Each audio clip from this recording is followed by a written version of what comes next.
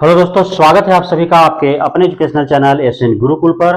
आज की इस वीडियो में हम लोग पढ़ेंगे बिहार स्पेशल के बारे में। बिहार के बारे में हम लोग सामान्य परिचय से प्रारंभ करते हैं। तो आइए जानते हैं बिहार के बारे में कुछ परिचय। धीरे धीरे हम लोग जो है आगे बढ़ेंगे, बहुत ही छोटा छोटा क्लिप के साथ, छोटे छोटे वीडियो के साथ हम लोग आगे बढ़ेंगे। तो दोस्तों, यह आपका बिहार का मानचित्र है और इस मानचित्र में आपको 3800 जिला जो है आपको देखने को मिल जाएंगे। तो आइए जानते हैं हम लोग बिहार का नामकरण बिहार कैसे पड़ा, कब पड़ा। दोस्तों, आप सभी को पता है कि महात्मा बुद्ध, गौतम बुद्ध का ज्ञान स्थली बिहार रहा है और बौद्ध भिक्षुओं, बौद्ध धर्मावलंबियों, बौद्ध अनुयायियों का जो है वर्षों से बिहार के साथ काफी जुड़ाव और लगाव रहा है, चूंकि गौतम बुद्ध का जो है ज्ञान यहीं पे प्राप्त हुआ है। तो इस प्रकार जब वे बिहार आने जाने लगे तो यहाँ पे उनके रहने का ठिकाना को बिहार कहा गया और वही उसी को बाद में जो है बिहार कहा जाने लगा। इस प्रकार जो है बिहार का नामकरण हुआ और यह 12वीं सदी की बात है। भौगोलिक अवस्थिति के बारे में यदि जाने कि भारत में बिहार कहाँ पे है, तो आप देखेंगे कि बिहार जो है वह कहाँ पे है। तो यहाँ आपका बंगाल है और यहीं पे आपका बिहार है। कहाँ पे? यहीं पे आपका बिहार है। इस प्रकार हम देख रहे हैं कि बिहार की जो स्थिति है वह कहाँ पे है, तो उत्तर पूर्वी। कहाँ पे है? उत्तर पूर्वी, है ना। और इसके बाद जो है वो क्या है? इसके बाद नेपाल है। क्या है? नेपाल है। नहीं, इसके बाद क्या है? पूरा नेपाल है कि नहीं। यानी कि भारत वहां पे समाप्त होकर के और उधर नेपाल जो है दूसरा देश पड़ता है ना। तो इस प्रकार जो है बिहार की स्थिति भारत में कहाँ है, तो भारत में बिहार की स्थिति उत्तर पूर्व है ना। तो ये स्थिति है बिहार का। अब दोस्तों, बिहार जो है वह ग्लोब पर कहाँ है। हम लोगों ने भारत पर पढ़ लिया, तो अब ग्लोब पर भी पढ़ लेते हैं। यह जो है लगभग इसी प्रकार से ग्लोब आप लोग देखे होंगे। यदि आपके पास होगा तो ग्लोब अवश्य ही रखें, उससे काफी मदद मिलती है भूगोल पढ़ने में, है ना। तो आप ये आपका ग्लोब देख रहे हैं। ग्लोब में जो है 4 प्रकोष्ठ हम बांट सकते हैं। 1 2 3 4, क्या? 4 प्रकोष्ठ। यह जो हो गया, यह प्रकोष्ठ जो हो गया, इसे हम लोग कह सकते हैं क्या? इसको हम लोग कह सकते हैं उत्तरी पूर्वी। क्या कह सकते हैं? उत्तरी पूर्वी, है ना। यह इस प्रकोष्ठ को हम लोग क्या कह सकते हैं? इस प्रकोष्ठ को हम लोग कह सकते हैं उत्तरी पश्चिमी। क्या कह सकते हैं? उत्तरी पश्चिमी, है ना। इस प्रकोष्ठ को हम लोग कह सकते हैं दक्षिणी पश्चिमी और इस प्रकोष्ठ को हम लोग कह सकते हैं दक्षिण पूर्वी। क्या कह सकते हैं? दक्षिणी पूर्वी। तो इस प्रकार 4 अलग अलग प्रकोष्ठ हैं। तो भारत का स्थिति जो है ग्लोब पर वो आप देखेंगे कि यहाँ है। कहाँ है? यहाँ है। भारत का स्थिति यहाँ पे है। ये आपका जो है क्या है?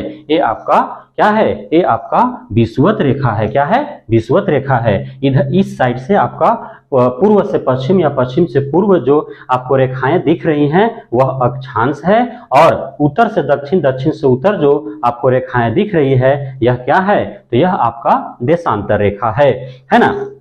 तो इस प्रकार यह जो रेखा है वह क्या है? वह आपका जो है अक्षांश रेखा है और यह जो है 23.5 डिग्री अक्षांश रेखा है, जिसको क्या कहा जाता है?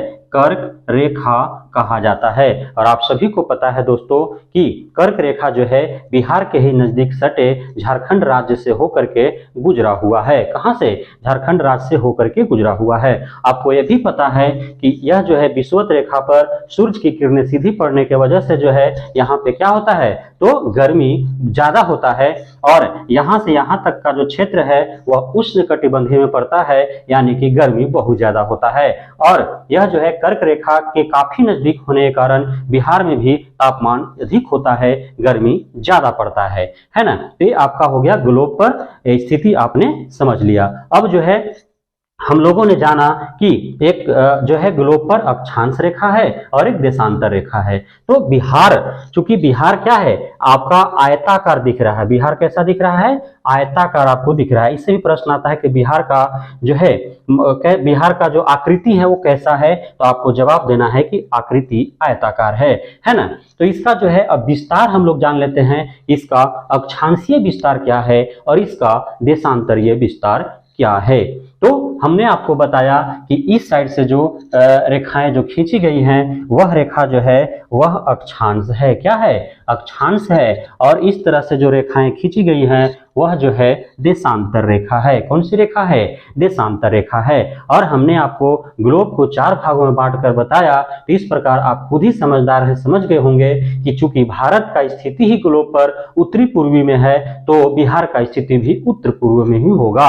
अर्थात कि अक्षांश यह विस्तार हम लोग देखें तो उत्तरी अक्षांश, और यदि हम लोग देशांतरीय विस्तार देखें तो पूर्वी देशांतर में होगा।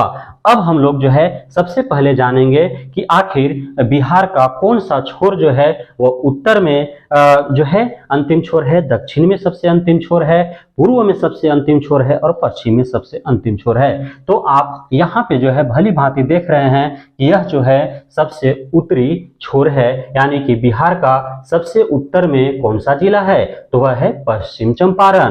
और दक्षिणी छोर जो है आपको यहाँ दिख रहा है और यह गया जिला है, यानी कि बिहार के सबसे दक्षिण में गया जिला है। उसी प्रकार हम लोग देख रहे हैं पूर्व में कि ये आपका सबसे पूर्वी जो है क्षेत्र है, और बिहार के सबसे पूर्वी क्षेत्रीय पूर्व में स्थित कौन सा जिला है? किशनगंज है। और बिहार के सबसे पश्चिम में स्थित कौन सा जिला है? तो कैमूर है। इस प्रकार हम लोगों ने 4 जिला के बारे में जान भी गया कि बिहार के सबसे उत्तर में पश्चिमी चंपारण, सबसे दक्षिण में गया जिला, सबसे पूर्व में किशनगंज, सबसे पश्चिम में कैमूर जिला है। अब हम लोग अक्षांशीय विस्तार के बारे में समझते हैं दोस्तों। तो बिहार का अक्षांशीय विस्तार के बारे में यदि देखा जाए तो वह आपको 24 डिग्री, कितना? 24 डिग्री उत्तरी अक्षांश से लेकर के, कितना? 24 डिग्री उत्तरी अक्षांश से लेकर के और 27 डिग्री उत्तरी अक्षांश तक इसका विस्तार है। कितना? 27 डिग्री उत्तरी अक्षांश तक इसका विस्तार है। 24 डिग्री उत्तरी अक्षांश से 27 डिग्री उत्तरी अक्षांश तक बिहार का विस्तार है। वहीं देशांतरीय विस्तार के बारे में यदि जाना जाए तो दोस्तों बिहार का जो देशांतरीय विस्तार है वह 83 डिग्री पूर्वी देशांतर से लेकर के, कितना? 83 डिग्री पूर्वी देशांतर से लेकर के और 88 डिग्री पूर्वी देशांतर तक इसका विस्तार है। कितना? 88 डिग्री पूर्वी देशांतर तक इसका विस्तार है। इस प्रकार हम लोगों ने इतनी सारी जानकारियां हासिल की इस वीडियो में।